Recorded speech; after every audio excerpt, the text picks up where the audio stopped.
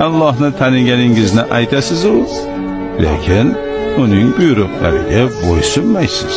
Ikkinchisi, Qur'oni Karimni o'qiysiz, ammo unga muvofiq yashamaysiz. Hazrati Payg'ambar alayhissalomni sevishingizni aytasiz, lekin u zotni o'zingizga rahbar qilmaysiz. To'rtinchisi, shaytonning dushmaningiz ekanini aytasiz, ammo uni o'zingizga do'st tutasiz. Jannatni yaxshi ko'rishingizni iddao qilasiz-u, biroq unga loyiq bo'lishga harakat qilmaysiz.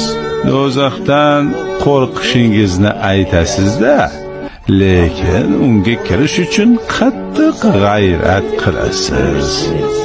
O'lim haq deysiz, ammo haq bo'lgan o'limga o'zingizni tayyorlamaysiz.